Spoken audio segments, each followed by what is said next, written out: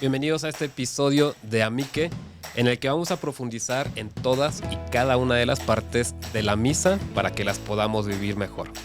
Amique, un espacio abierto para afrontar las dudas más importantes de la vida. ¡Comenzamos! Bien, les recuerdo que el que se sienta en el centro, pues es el moderador, vamos a decir el abogado del diablo en algunas ocasiones, y yo llevo, pues digamos, el debate en esta ocasión. Ponemos el temporizador, que son 20 minutos para profundizar en el tema.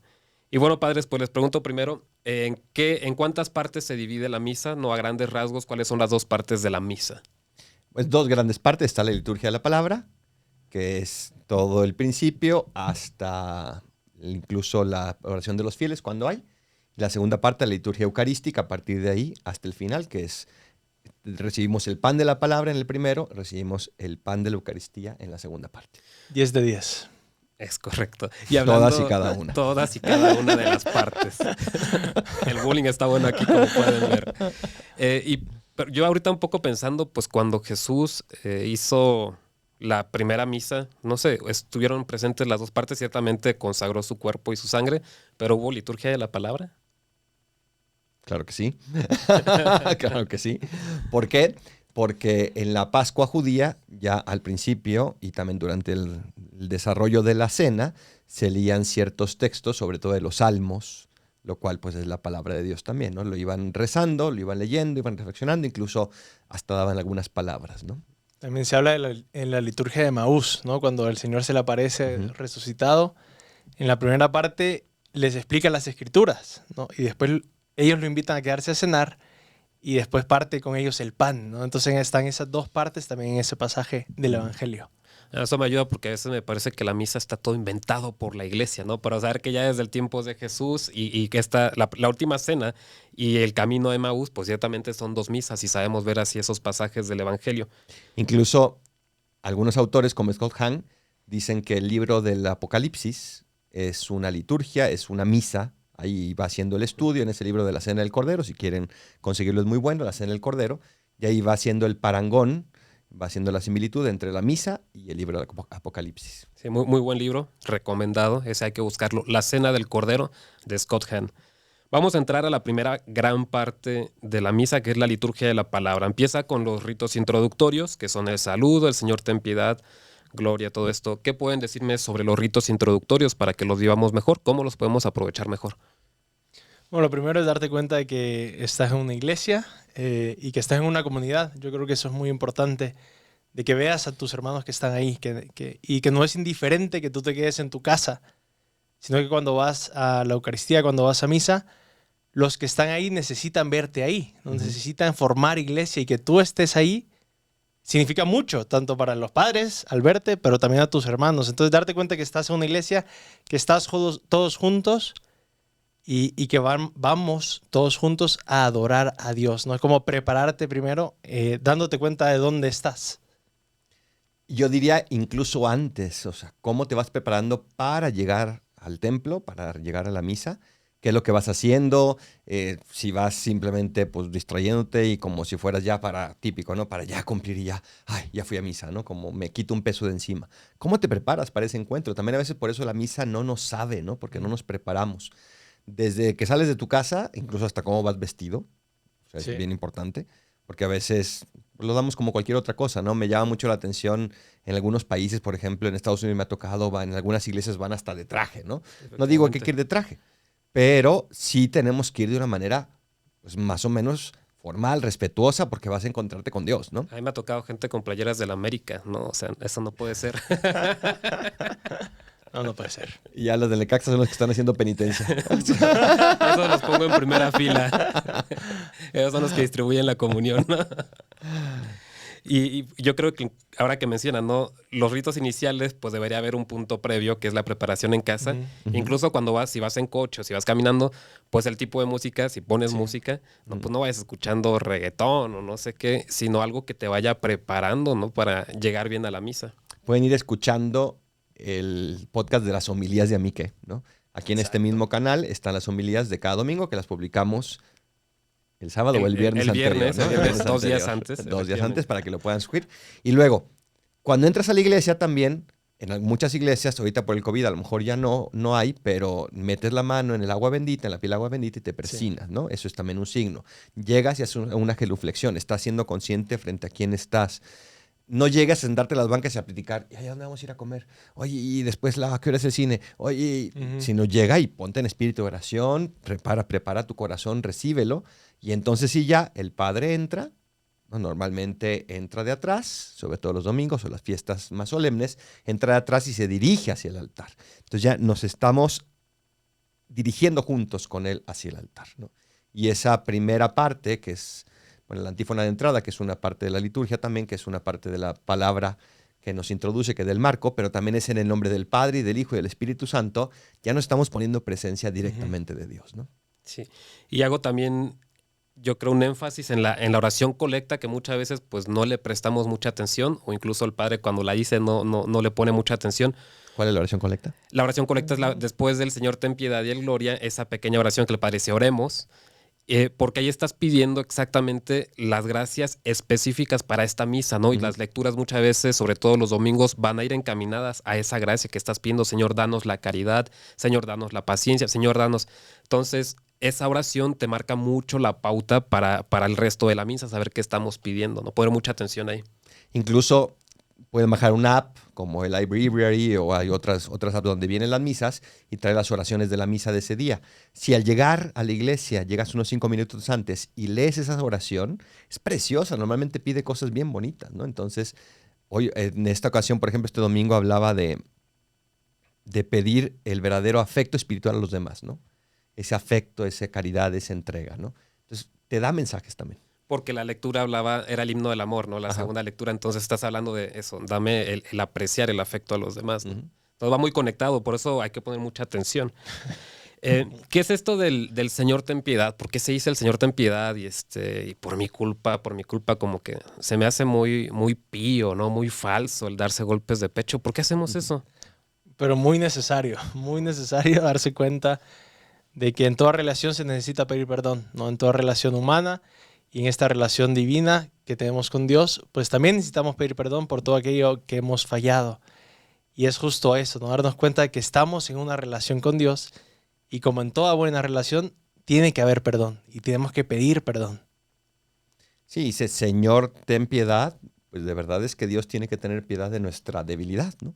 Somos débiles, todos pecamos y Dios tiene que tener esa piedad para nosotros. No es hacernos menos, sino reconocer quiénes somos de verdad, ¿no? Reconocer dónde estamos de verdad, reconocer qué merecemos de verdad, ¿no? Y creo que en ese sentido me preparo también con esa oración con un corazón limpio, ¿no? De qué de eso se trata. También al inicio de la misa, no sé si se han dado cuenta, pero el sacerdote besa el altar, ¿no? Yo me acuerdo de haber leído cuando era un novicio un libro sobre la misa y me dejó muy impactado cómo este autor lo explicaba. Decía, este beso del sacerdote representa el beso pues, de la mujer que le lavaba, ¿no? Los pies a Jesús y besaba esos pies, ¿no? Que va a ser ahí, que lo está preparando para el sacrificio, ¿no? A ese mismo Jesús. Pero también puede representar el beso de Judas, ¿no? De quizás cuando no vamos a celebrar la misa y ni cuenta nos vamos a dar del milagro que va a pasar. Entonces eso lo leí hace 13, 14 años y todavía me queda como que en mi corazón ese detalle, ¿no? Ese beso que parece pasar desapercibido. ¿Cuánto simbolismo no tiene, ¿no? Y cuánta riqueza espiritual no te puede dejar. Me gustó mucho eso que dice, porque bueno, el que besa al altar es el sacerdote, pero yo creo que todos espiritualmente debemos hacer mucho de esos actos que hace el sacerdote, ¿no? Si el sacerdote está besando el altar, yo también, ¿no? Le mando el besito volado al altar, le mando el beso a Jesús. Porque si no, pues pasa desapercibido y a lo mejor pasa de ser un beso de la mujer que está preparando el cuerpo de Jesús a ser el beso de Judas, ¿no? Cuando yo era igual novicio, había un hermano novicio que sostenía el misal y debajo él iba haciendo todos los gestos del sacerdote, ¿verdad? Cuando el padre decía el oremos, él abría las manos un poquito, ¿no? Entonces siempre yo juntaba las manos en otros momentos como para vivir más de cerca la misa. Entonces también, pues, cada uno de los ahí presentes, no es necesario que hagan todos los gestos, pero interiormente los gestos, bueno, representan o la actitud de pedir o algo así. Entonces yo copiar esa actitud interior. Y la liturgia está llena de gestos y eso es precioso. Entonces, hablaba usted del tema de darse golpes de pecho, ¿no? Pues es decir, me duele el corazón. Y es un signo. Entonces, ser consciente de ese signo no es darse golpes de pecho de, ay, No es, me duele el corazón y lo significo con mi cuerpo, ¿no? Y le estoy diciendo al Señor, no soy todo lo amoroso contigo, no he hecho todo lo que debería de hacer contigo, me duele el corazón porque te amo, no por otra cosa. Si no hubiera amor no tendría sentido. Escuchaba yo, un padre nos compartía aquí en casa el por qué se dice Señor ten piedad, o que a veces cuando la misa se tiene en latín, esa parte se dice en griego, Kyrie eleison, ¿no? ¿Quién era el Kyrios? ¿Quién era el Señor? En la antigüedad, cuando se empezó la misa, pues era el emperador romano. Entonces, cuando el emperador iba, conquistaba una ciudad y tomaba posesión de esa ciudad, mientras él iba entrando, la gente le decía, Señor, ten piedad, no me mates, perdóname la vida. O sea, ya tomaste mi ciudad, entra y toma posesión de la ciudad, ¿no? Y ten piedad de mí. Entonces estás empezando la misa y le está diciendo, Kyrie eleison, ¿no? Señor, entra, toma posesión de mi cuerpo, de mi vida, de mi ser y ten piedad de mí, ¿no? Yo no había escuchado eso y me gustó mucho. O sea, por eso es un rito introductorio, que estás empezando la misa y está diciendo, Señor, entra en mí, toma posesión de todo mi ser, ¿no? Y ten piedad de mí. Bien, después de todo esto, bueno, el gloria, no sé, ¿de dónde se toma ese gloria a Dios en el cielo? ¿De dónde viene? Pues viene de los ángeles, ¿no? Cuando presentan el mensaje de que Jesús va a nacer. Gloria in excelsis Deo, de ahí nace la primera parte. ¿Y qué sentido tiene ese himno? Otra vez, prepararse. ¿Y cómo se prepara? Ya le pedimos perdón y ahora le damos gloria, le damos su lugar. Gloria a Dios en el cielo, ¿no? Es decir, Dios es quien se merece gloria. Dios se merece gloria precisamente porque está viniendo a nosotros, porque sigue teniendo piedad, porque sigue haciéndose pan para nosotros. Gloria a Dios. Yo creo que una de las cosas bonitas de la misa es que tiene todos los tipos de oración que podemos hacer, que debemos hacer y que necesitamos hacer, ¿no? Por ejemplo, bueno, yo aprendí que los tipos de oración hay más, pero los básicos es con la palabra para. Pedir, adorar, reparar y agradecer, ¿no? Yo siempre con mis palabras, ¿verdad? Con mis mnemotecnias. Muy bueno. Para. Pedir, adorar, reparar y agradecer. Entonces, por ejemplo, en el Señor ten piedad estás pidiendo piedad, ¿no? En otros momentos pides gracias, como en la oración colecta. Y en el momento de gloria estás adorando, ¿no? Estás alabando. Entonces, yo creo, estos días que he estado yo leyendo un libro, ¿no? Y sobre la misa, y estoy celebrando la misa, dices, en este momento estoy adorando, en este momento estoy pidiendo, en este momento estoy reparando por mis pecados, ¿no? Entonces, estar atentos a cada parte de la misa que estoy haciendo, pues me va a dar mucho provecho. Bien, pasamos a la parte de las lecturas. ¿Cómo aprovecharlas mejor, ¿no? Y ver si también estas lecturas siguen alguna lógica o si van saltando pasajes. ¿Qué hay de las lecturas? ¿Cómo aprovecharlas mejor? Decíamos en un episodio pasado, que entre semana estamos divididos en 2 años en las primeras lecturas, años pares y años impares. El Evangelio se repite todos los años. Después los domingos es 3 años, ciclo A, B y C. Normalmente se sigue una lógica dentro de la primera lectura, se va repasando algún libro. El Salmo pues va siendo más bien adecuado al tema. El Evangelio también se sigue ya después normalmente seguido. Por ejemplo, ahora estamos con el Evangelio de Marcos, el de las parábolas, etcétera, etcétera, ¿no? Y sobre todo los domingos, las lecturas tienen que ver entre sí. Normalmente tienen un tema entre ellas, ¿no? Por ejemplo, lo que decíamos hace rato, ¿no? El tema del amor, o el tema de la oración, o el tema de la humildad, el tema de la limosna, el tema del sacrificio, el tema del ayuno, el tema de la adoración. Y si nos fijamos, tienen muchos puntos en común, ¿no? Fue un trabajo enorme el lograr hacer eso. Muchos que critican la misa del Vaticano, llamada así el ritual del Vaticano II, se están perdiendo, y Scott Hahn mismo lo decía, se están perdiendo de esta riqueza enorme porque nos están entregando muchísima lectura bíblica. No sé cuántas lecturas tenía el ritual, en lo que llaman la misa en latín, que también... La misa antigua, ¿no? La misa antigua, la misa de Trento, a fin de cuentas, pero tenía muy poquitas lecturas, muy poquitas. Latín. Y en latín, además, ¿no? Y Scott Hahn hace el hincapié y dice, había muy poco y ahora hay muchísimo, tenemos esa riqueza, no la dejemos de aprovechar. Entonces, fijarse, yo les lanzaría ese reto también a todos los que nos están escuchando, fíjense e intenten hacer y sacar el tema común de ese domingo. Es una buena tarea y un modo de prestar atención y decir, a ver si le estoy atinando, ¿no? Ya luego el sacerdote en la homilía yo creo que te corrobora cuál era el centro de la liturgia, ¿no? Pero trata de tú descifrarlo. Ahorita llegamos a la parte de la homilía. Bueno, también yo me acuerdo que mis papás nos preguntaban, ¿no? ¿Qué dijeron las lecturas? Entonces a pura fuerza teníamos que estar atentos en las lecturas. Si no, no Ahí comían tienen un ese día, tip. ¿ok? O peor. Es un buen tip, ¿no? Que el papá le muestra al niño. Por eso el Y papá así tiene el que papá saber. tiene que estar, El exacto. papá tiene que saber. La homilía. ¿De qué tiene que hablar la homilía y de qué no? ¿Y cómo aprovecharla mejor? Pues tiene que hablar de las lecturas, como bien decíamos, de ese tema central. Normalmente tiene que ser como entre 7 y 10 minutos. Y La de domingo. En la del domingo, sí. La de entre semanas es un poquito más corta, ¿no? Y realmente tiene que dar ese mensaje, ¿no? Como que el mismo mensaje que está dando la liturgia, las oraciones y las lecturas, como que aclararlo y enviarlo a la gente. Ujú.